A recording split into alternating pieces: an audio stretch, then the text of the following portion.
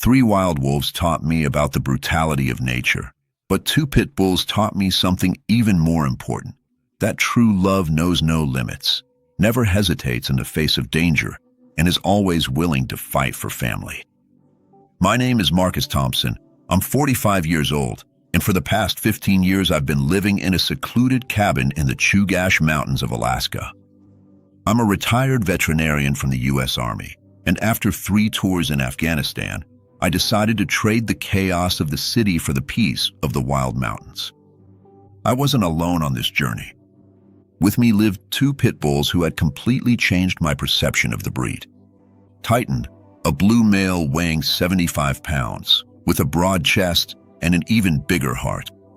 And Luna, a brindle female weighing 62 pounds, whose loyalty was as fierce as her intimidating appearance. If someone had told me that these 2 dangerous dogs would save my life, Titan and Luna weren't just my companions, they were my family. After years of post-war trauma and social isolation, they taught me once again what it meant to love and be loved unconditionally. Every morning, we would walk together along the mountain trails, and every night they slept beside my bed like silent sentinels. 2 war machines disguised as house dogs. Life in the Alaskan mountains is tough, but rewarding. In the summer, we have 20-hour days of sunlight and mild temperatures. In the winter, we face minus 40 degrees Celsius and storms that can last for weeks. It was exactly this alternation between beauty and brutality that drew me in. What I didn't know was that brutality was about to take a form I could never have imagined. Every Sunday, no matter the weather, Titan, Luna, and I would go on our longest weekly hike. An 8-kilometer trail that circled Eklutna Lake and climbed up to a lookout point where we could see the entire mountain range stretching out to the horizon. It was January 23rd, 2024, a particularly cold Sunday, even by Alaskan standards. The temperature was minus 28 degrees Celsius, but the sky was clear and the wind was calm. Perfect conditions for a brisk hike. 15 years doing the same trail. Always safe. Always together. Titan and Luna were especially excited that day. Running ahead on the trail, coming back to check on me. Then, darting off again like 2 furry missiles across the packed snow. Their breath formed clouds of vapor in the icy air, and their eyes sparkled with the pure joy of being alive on a perfect morning. If I had paid more attention to their behavior, the trail passed through different types of terrain, dense fir forest, open clearings, and rocky sections where the snow piled up in deep drifts. It was in one of those rocky sections, about 5 kilometers from the cabin, that our peaceful life turned into a nightmare. It was Titan who noticed first. We were climbing a steep slope when Titan stopped abruptly. His ears shot up on high alert.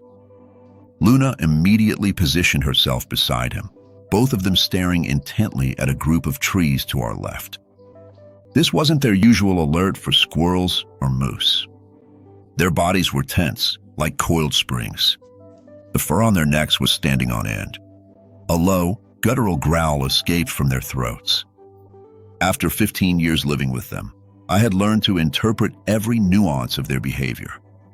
This was danger, real danger. "What is it, boys?" I whispered, stopping on the trail and scanning the forest with my eyes. I saw nothing but snow-covered trees and shadows dancing in the filtered light. But they saw, or sensed, or just knew. Titan took a few steps toward the trees, his nose working to pick up scents I couldn't detect. Luna stayed between me and the perceived threat, her golden eyes fixed on the dense undergrowth. That's when I heard the sound. It wasn't a bark or a growl. It was something more primitive, more wild. A low, drawn-out howl that made my blood run cold. Wolves. There were wolves in the forest. For a few endless seconds, the forest remained in absolute silence. Then, they appeared. 3 young gray wolves emerged from the trees like ghosts made flesh. They weren't the massive adult wolves I'd seen in documentaries. They were young, probably 1 or 2 years old, but still impressive in their wild beauty and implicit threat. The leader was a dark gray male, weighing about 40 kilos. The other two were smaller, probably females, but moved with the fluid coordination of experienced predators. They studied us for a few moments, assessing the situation. 3 against 3, but they saw 1 human and 2 domestic dogs. They didn't know they were looking at 3 warriors. Titan and Luna automatically positioned themselves in a defensive formation. It wasn't something I taught them. It was pure instinct. Titan stood slightly in front of me and to the left. Luna covered my right and rear, both of them with tense muscles, ready to spring into action. What happened next were the most intense 5 minutes of my life. The wolves attacked with the coordination of a military unit. The leader came straight at us from the front, while the 2 females tried to flank us from the sides. It was a tactic that would have worked against most opponents, but they hadn't counted on Titan and Luna. Titan intercepted the leader mid-leap, his 75 pounds of muscle and determination crashing into the wolf's 88 pounds of wild ferocity, in an explosion of fur, teeth, and snarls that echoed across the mountain. It was like watching gladiators fighting for their lives. Luna hurled herself at one of the females who tried to attack me from behind, her jaws closing around the she-wolf's neck with surgical precision. It wasn't unnecessary brutality. It was calculated and efficient protection. And I didn't just stand there. 15 years in the army had taught me that when your family is under attack, you fight with everything you've got. I grabbed a heavy branch that was nearby and started attacking the 3rd she-wolf, screaming like a madman. "Get out of here! Leave my family alone!" What followed was an epic battle between 2 philosophies of life: savagery versus loyalty, instinct versus love, survival versus family protection. Titan fought the leader in a deadly dance of strength and agility. The wolf was taller and had a longer reach, but Titan had denser muscles and a determination born from 15 years of unconditional love. Every bite he took was calculated.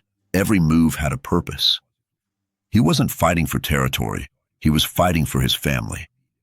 Luna had immobilized her opponent, but not in a lethal way. As an experienced pitbull, she knew exactly how much pressure to apply to control without killing. The she-wolf struggled, but couldn't break free from Luna's firm yet controlled grip. Meanwhile, I was fighting the 3rd she-wolf, using the branch as a club. It wasn't a fair fight. I had the advantage in reach and strength, but the she-wolf was quick and desperate. I managed to hit her several times, but she also managed to scratch my right arm with her sharp claws. What? My blood on the white snow. It was when the 3rd she-wolf wounded me that something changed in Titan and Luna's behavior. They saw human blood on the snow, and a primal fury overtook them. They were no longer just dogs defending territory. They were family protecting family. Titan intensified his attack against the leader, his jaws finding vulnerable spots with military precision. Luna let go of her opponent for a moment to check on me, then returned to the fight with even more determination. The leader of the wolves realized the battle was lost. Young wolves are brave, but they're not suicidal. When they face serious opposition, they know when to retreat. The leader let out a retreat howl that echoed through the forest, but Titan wasn't ready to let them go. My 4-legged warrior chased the leader for a few meters, growling warnings that any wild animal would understand. "This is our family. This is our land. Don't come back." Luna stayed by my side, licking my wound and looking at me with those golden eyes that said, "I'm here. I'll always be here." The 3 wolves regrouped at a safe distance, their eyes still fixed on us, but with no desire to continue the fight. They had learned a valuable lesson. Not every opponent is easy prey. The leader was bleeding from several bites that Titan had delivered strategically. The females were limping slightly, but they weren't seriously hurt. For a few tense minutes, we stared at each other, 2 groups of predators sizing each other up, deciding if the fight was worth the risk. It was Titan who broke the stalemate. He took a few steps toward the wolves, not in an aggressive way, but like a respectful general greeting worthy opponents. His body was still tense, ready to fight, but there was something of recognition in his posture, a predator respecting other predators. The wolves understood the message. Slowly, they retreated into the forest, their eyes still fixed on us, but without any active hostility. It was an honorable retreat by warriors who had tested an opponent and found that it was not easy prey. When they had completely disappeared, I collapsed into the snow, the adrenaline finally giving way to relief. Sitting in the snow, with blood running down my arm, I looked at Titan and Luna and felt an emotion that went beyond gratitude. They had risked their lives to protect mine, without hesitation, without counting the cost. That was pure love in action. Titan came closer and rested his powerful head on my shoulder, his way of saying, "We're okay. We're all okay." Luna licked my face with that rough tongue that always made me laugh, even in the most tense moments. They weren't celebrating victory. They were checking to see if the family was safe. I examined my warriors, looking for injuries. Titan had a few scratches on his snout, where the leader had managed to hit him, but nothing serious. Luna was completely unharmed. Her fighting technique had been perfect. Meanwhile, I, the supposedly superior human, was the only one actually injured. The wound on my arm wasn't serious. Deep scratches that would need cleaning and bandaging, but nothing that would compromise function or movement. The cold was helping to stop the bleeding, but we needed to get out of there quickly. The walk back to the cabin was unlike any we had ever taken before. Titan and Luna stayed on constant alert, their heads turning to catch any suspicious sound or movement. They had learned that the mountain could be dangerous. The whole way back, I thought about what had just happened. 3 young wolves had attacked us, not out of hunger or territorial dispute, but probably out of youthful curiosity and testing boundaries. They wanted to see if they could dominate those intruders in their forest. They got a clear answer, but what struck me most was the way Titan and Luna had fought. Not with blind rage or uncontrolled aggression. They fought with precision, determination, and a coordination that only comes from years of living together and mutual trust. They were like professional soldiers protecting their unit. When we reached the cabin, the sun was setting, painting the snow in golden and pink hues. It was a serene beauty that stood in stark contrast to the violence we had faced just hours before. But we were alive. We were together. We were home. In the cabin, I cleaned and disinfected my wounds while Titan and Luna watched me with the attentiveness of seasoned nurses. They knew I was hurt and took up guard positions close to me. Throughout the night, they took turns standing watch. It wasn't something I organized or asked for. It was their initiative, based on the understanding that their family had been attacked and could be attacked again. One slept while the other kept watch. Then, they switched places. Military discipline, without military training. During the lonely hours of that night, I reflected on what I had learned. For years, I had heard people talk about pit bulls as dangerous dogs, killing machines, unpredictable animals. Complete nonsense. Titan and Luna had fought off 3 wild wolves, not out of aggression, but out of loyalty. They didn't attack because they were violent, but because they were protectors. Every move was calculated.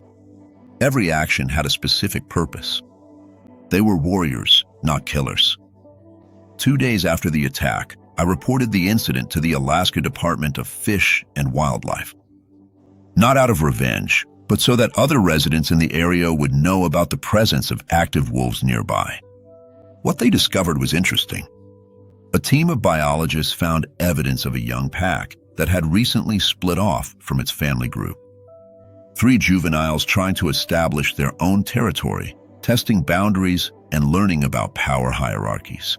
Wolf attacks on humans are extremely rare, explained Dr. Sarah Mitchell, a specialist in wolf behavior. But young wolves dispersing can be bolder than established adults. Bold. That was a polite way of saying stupid. Your dog's behavior was exemplary, she continued. They defended without killing, controlled without excessive brutality. That's exactly how well-socialized dogs should react in threatening situations. Well-socialized. 15 years of love and trust had created perfect guardians. After the attack, I changed a few aspects of our walking routine. Not out of fear, but out of respect for what we had learned about the risks of wildlife. Now I carry bear spray and an emergency whistle. Our walks are shorter during the winter months, and I always let someone know our route and expected return time. But above all, I've developed an even greater appreciation for my four-legged companions.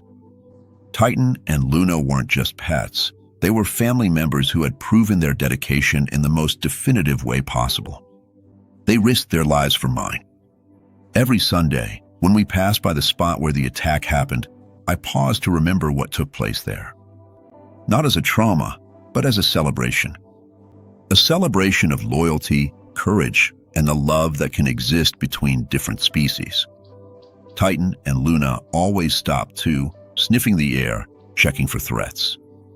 Once warriors, always warriors. My experience completely changed my perspective on prejudices related to dog breeds. For years, I had heard people talk about pit bulls as if they were four-legged demons. Absolute nonsense. Aggressiveness isn't in the breed.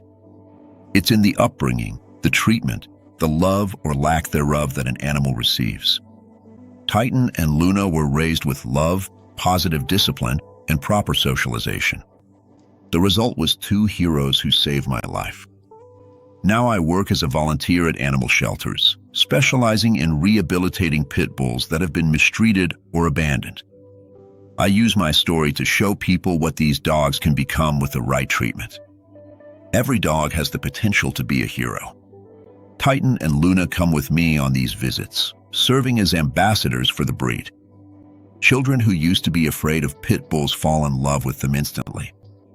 Prejudiced adults change their minds when they see their gentleness. Prejudice is ignorance disguised as wisdom. Today, 2 years after the attack, I still live in the mountains with my two guardians. Titan is now 8 years old and has started to show some gray hairs on his muzzle. Luna, at 7 years old, is as energetic as ever, but with the wisdom of a veteran. They are getting older, but our bond only grows stronger. People ask me if I'm not afraid to live in isolation after the wolf attack. The answer is simple. How could I be afraid when I have two warriors sleeping beside my bed every night? Family isn't defined by genetics. It's defined by loyalty. The wolf attack taught us something precious. When you treat animals with love and respect, they return it with absolute loyalty. Titan and Luna didn't save me because they were trained to do so. They saved me because they love me. And that love is stronger than any wild predator. Sometimes, when I'm sitting on the porch watching Titan and Luna play in the snow, I think about what could have happened if they hadn't been with me that day. 3 young wolves against a 45-year-old man. It probably would have ended very differently. But they were there, as they always have been, as they always will be. To everyone who believes in prejudices about dog breeds, to everyone who judges by appearance instead of character, remember that the real monsters rarely have 4 legs and a tail. The real monsters are those who mistreat innocent animals. Titan and Luna taught me that family is who stands by your side when everything seems lost, that loyalty can't be bought, only earned through consistent love. And that, sometimes, the most unlikely heroes are the ones who sleep at the foot of your bed.